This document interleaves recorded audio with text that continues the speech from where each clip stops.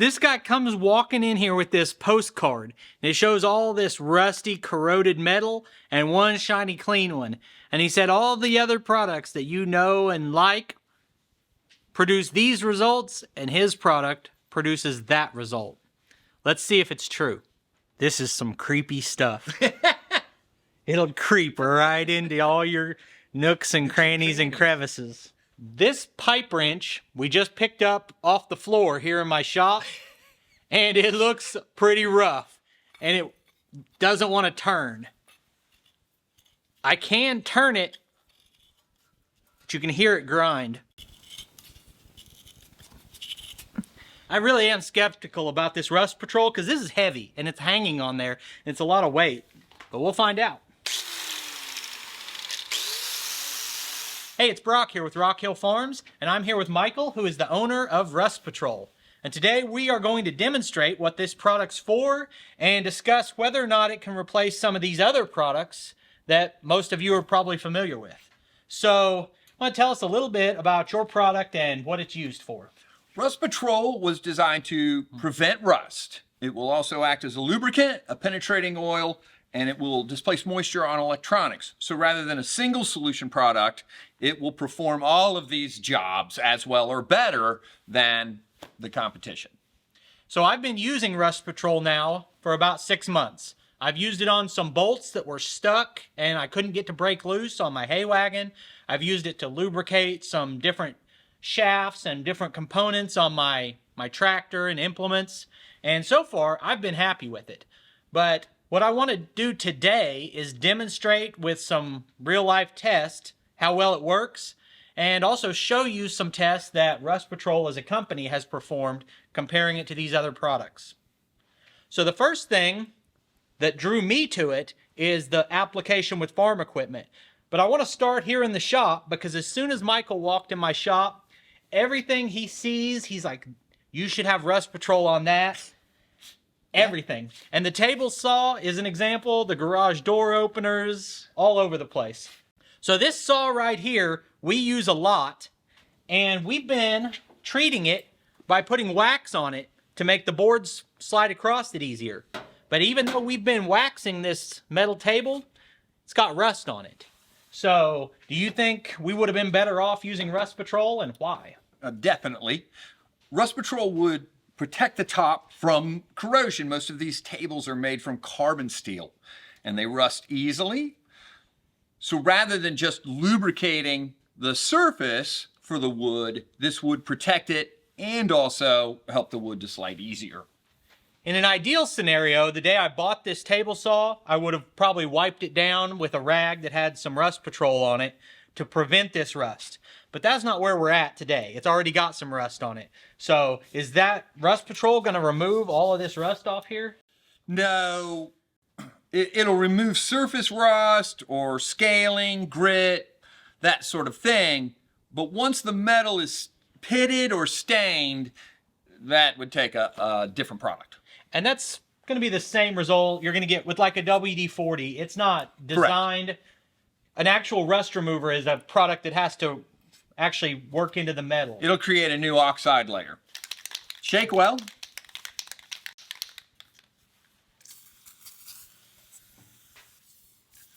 And hold on a minute. Before you do the whole table, let's get a before shot. Right here, we've got a pretty bad rust spot. We can go ahead and hit that, and it's not going to remove that, but it'll help, right? Right. So Rust Patrol, being an active product, it'll move through that corrosion to get down to the oxide layer and create a protective barrier against further corrosion. So it may not remove the pitting and staining, it might not look great, but it will be protected. Now, here's the real life conversation is, I'm not the type of person who's so thorough that I'm going to spray every tool every day before and after I use it. And like, how often do you think I might need to spray my table saw? That's the thing about Rust Patrol that is part of the advantage is how long it lasts. And based on testing and real world use, we find that at minimum it lasts 4 times longer than whatever it is you're currently using. And so at the end of the video, we're going to talk a little bit about where this product was invented and kind of the technology behind it. But for right now, while we're letting this soak into the table, I want to show you some clips of some of the tests that Rust Patrol as a company has already done. So one of them I'll let you talk about is with the metal panel. We took the metal panels and coated them with the various products and then sprayed them twice a day with salt water for 3 weeks, just to speed up the corrosion process, and did a time lapse so you can watch things rust. And you can tell right here, the results are that Rust Patrol outperformed the other products in that test. Amazing. And then you decided to test it on aviation. So we took a toy helicopter and coated the electronics. There's nothing special about the helicopter. Dipped it in a little beaker of Rust Patrol. You let it cure for 5 minutes. You can wipe off the excess if you want. And then we stick it in a bucket of water and fly it out. So no air, no moisture reaches the electronics. Current continues to pass. And obviously it doesn't blow up, short out.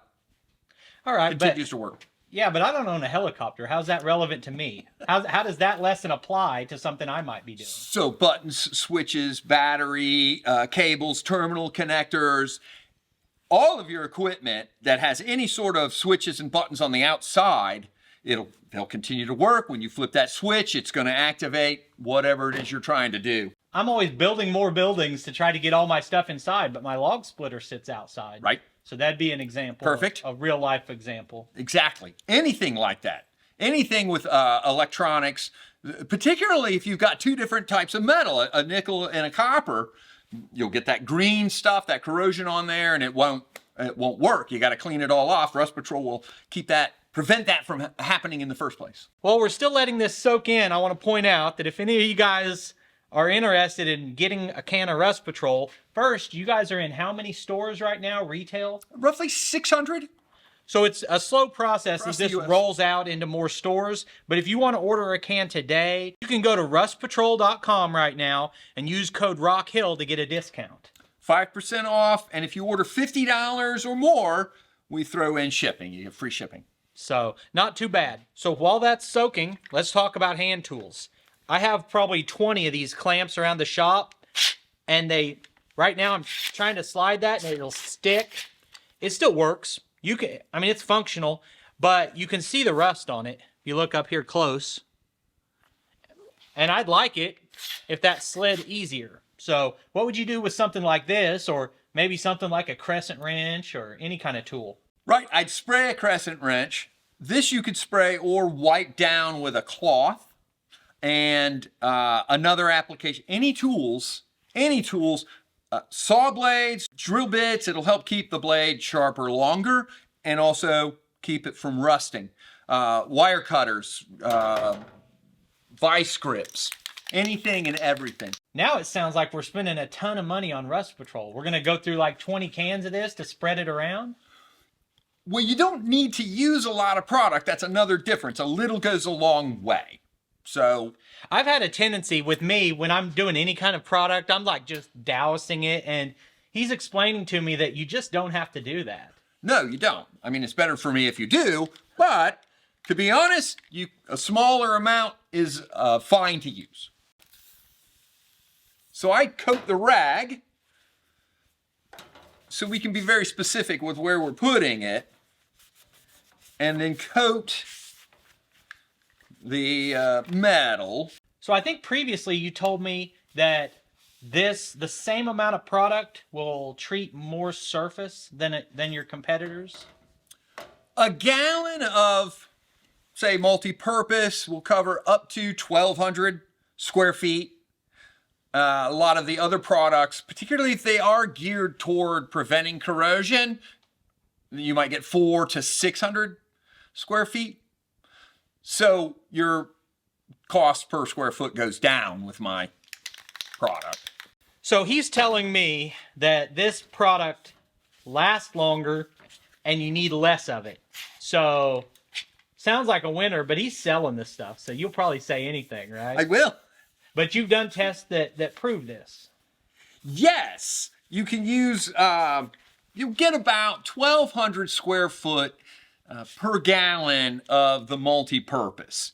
It's a very thin coating. You do not need a lot of product. And so that helps stretch out the amount, of coverage that you get. And you're also telling me that you're going to have to use it less often to get the same. It lasts longer. Right. So less product, lasts longer, less money. We're going to try to prove that or disprove it, whichever way it works out. All right, so let me quit messing with that and let me see it. Now, I did want to mention it's plastic in there on the metal, so it will help lubricate it not as well as if it was metal on metal. Okay, there's a definitive difference. This is lubricated and it slides better. This pipe wrench we just picked up off the floor here in my shop, and it looks pretty rough, and it doesn't want to turn. I can turn it, but you can hear it grind. So I'm going to spray it with Rust Patrol. Obviously, you want to try to get the whole of the shaft here. Yeah, so I would think we'd want to force it to turn so that you can spray the part that was under that. Right. Which, it's already... Looks a lot easier. Yeah, it's already moving easier. Now, you're not like a world record handshake strength champion. So, yeah, I have an extremely strong pincer grip. That's not true. I have arthritis. I'm an old person. Well, that definitely turned easier automatically. Right. And it will continue to turn easier. We're going to get that all the way out there. You can see that, we got to get up in there coated as well, just for the whole Rust Patrol experience. Now, Shake it well. I had no idea how much rusty stuff I had. Michael's been walking around all day. Do you mind if I spray that dolly with Rust Patrol? No. Do you mind if I spray that with Rust Patrol? Have at it, man. Turns out everything on my property is rusty or dusty or crusty. So let me see. You were trying to do it early. I ain't let.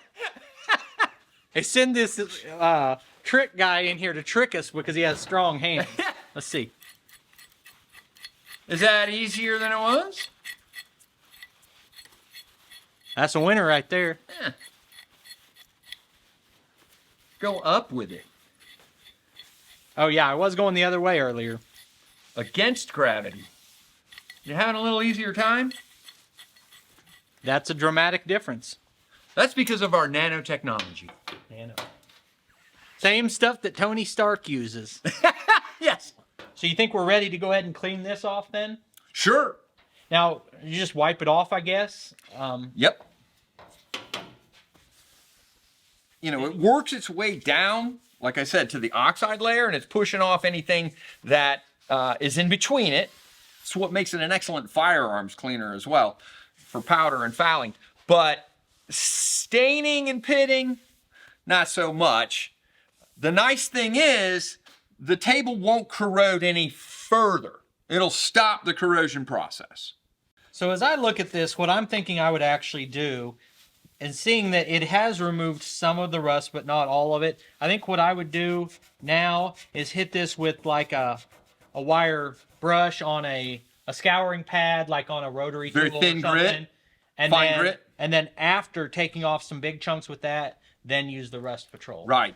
This is a general idea for any kind of tools that you have, but I'm interested in how this is going to work outside with my tractors and all that kind of equipment. I am too. So let's go out, and I've got a few things that are supposed to turn and they don't, or supposed to move and they don't, and we'll see if we can do anything about it. Perfect. Excellent.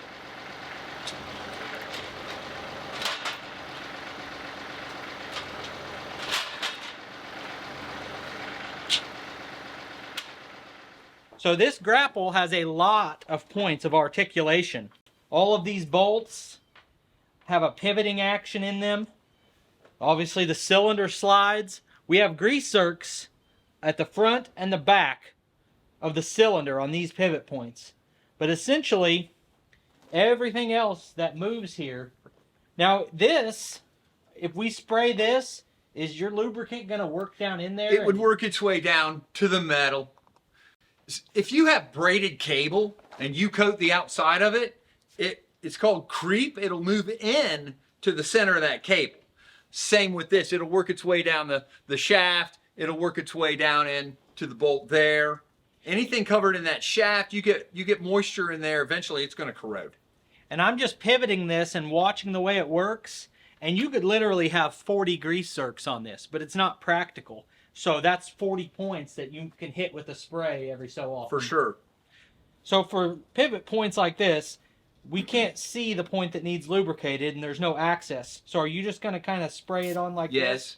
And let it work its way in. And just about how much I did there. Yep. And then after you spray them all, just cycle it. Yes. That's exactly right. You should cycle it. So I'm not having a problem with this, but I am having a problem sliding my pallet forks on the frame.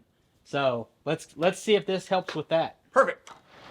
I can't get anything done because every 2 steps this guy's telling me hit it with Rust Patrol. The pins that hold this in would go in a lot easier with a little bit of Rust Patrol. Perfect. A little dabble do ya.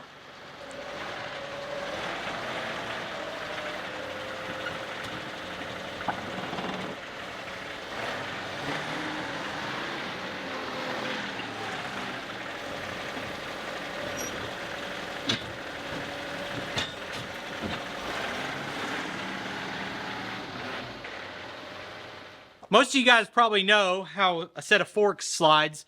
Pretty common design here is either a flip-up latch or something like this, but either way, it's spring-loaded and you got to pull it up and rotate it. And these are kind of hard to pull sometimes, so we'll spray a little bit of Rust Patrol in there. And that's plenty. That little dabble do ya? And then just okay. Now, the next thing is trying to get these to slide. There's friction here and here and at the top and the bottom. And if you slide the top faster than the bottom, that gets in a bind and it's kind of a pain. So I slide these forks from here to about here. So we're probably going to put a light coating top and bottom on that whole area.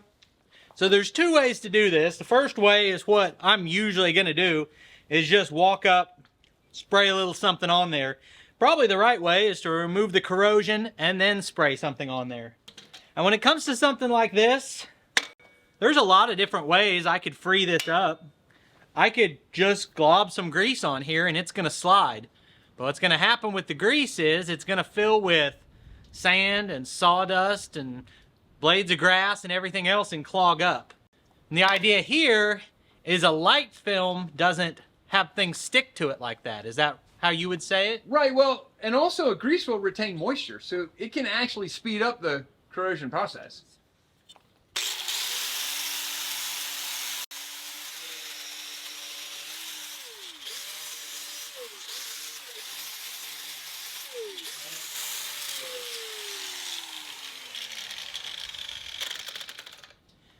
Some of this still has paint on it, and I'm not hitting it hard and trying to take it down to bare metal. Just remove some of the excess buildup.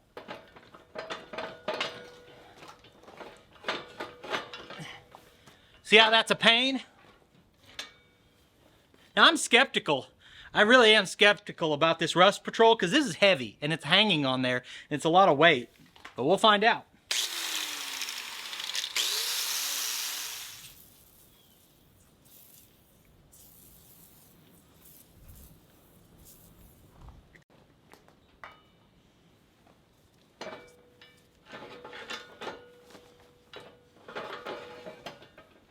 I hit this main surface, but I think most of the obstruction happens right up here on the top, probably. So I'm going to get that, a little spot treatment with the rag.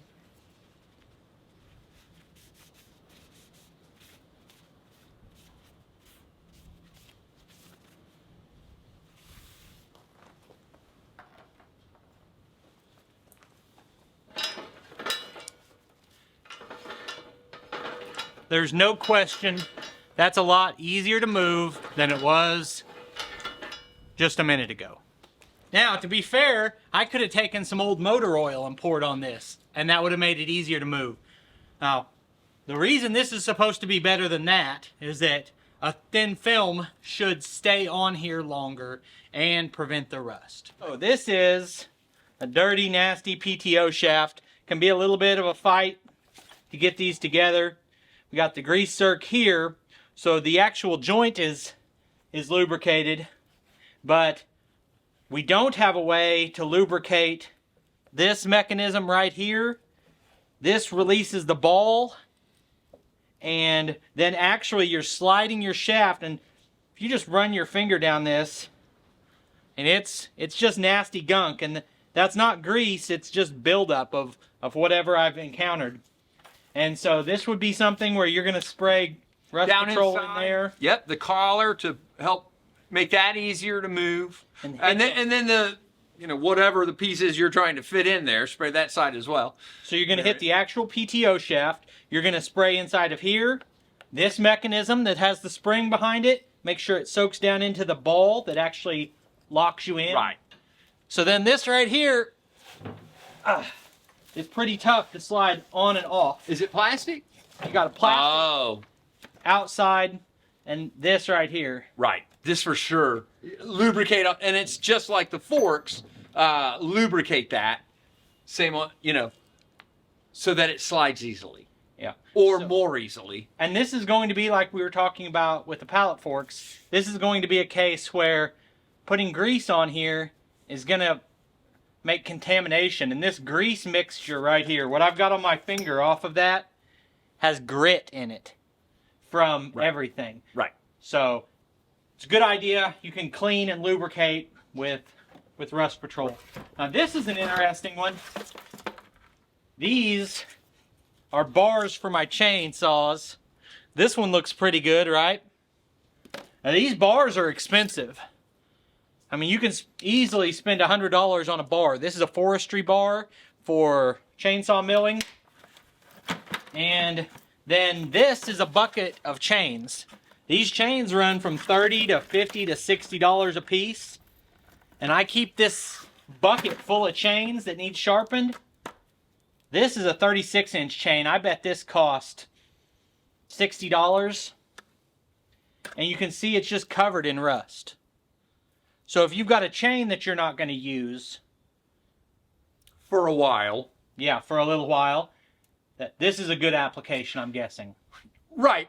Buy a gallon size. Here's me upselling, but you can just put it in the bucket. Just store it in the Rust Patrol. Then when you need it, pull it out and, you know, it'll be coated. So every 5 to 10 uses, I bring my chainsaw in and I take the cover off and everything and I just blow it out with an air hose. Probably just light layer of Rust Patrol there. Yeah. Yep. This is where the rubber meets the road. We've got 3 crescent wrenches here. They're all brand new and identical. We've got 3 bolts with nuts on them.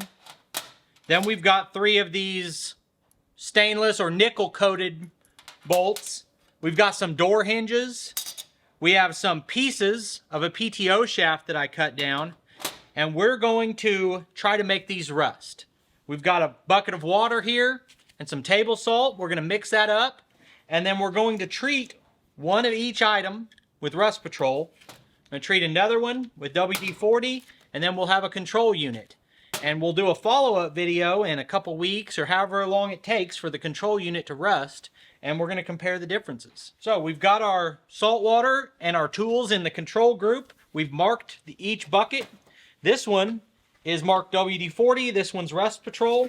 So I'm going to put salt in both of these. I should have measured it, but just, it's a lot in all of them. It's probably more salt than what will actually dissolve in this amount of water.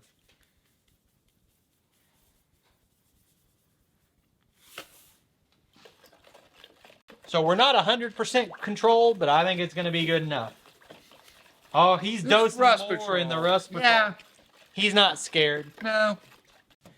Unfortunately, we won't see the results of this test in this video, but if this video's been out for a couple weeks at least, or a month when you're watching it, stick around to the end and I'll put a link on the screen. I'll also put it in the description of the video that leads you to the follow-up to see how this protected these tools and which one's rusted. We've got this test done, and I was just kind of cleaning up the area, and he started talking about some kind of hydrophobia, and I'm not that kind of guy. But he said it because we had this water that had spilled onto the table, and it's beating up. And apparently that's hydrophobia. Hydrophobic, rust patrol is considered hydrophobic. So it actually pushes the water away, and that's the example in the helicopter video. So I think we've done about all we can do today as far as testing this out and showing different applications. Real quick, do you want to tell them the history of where this came from? I mean, you just sit at home one night and stirred this up? Or... So I'm not smart enough to create this. Dr. James Tour out of Rice University, he's one of the top 10 chemists in the world. He's a nanochemist, invented this. Originally, it was for corrosion on electronics, but then we found out on heavy machinery, salt, any sort of harsh environment, it just excels. So come back in a couple weeks and check out the test and the results of this test. But I really appreciate you taking the time to come here and tell us about this. Oh. I appreciate you guys taking the time to watch the video. I'll put links on the screen to a couple more of our videos, and we'll see you next time.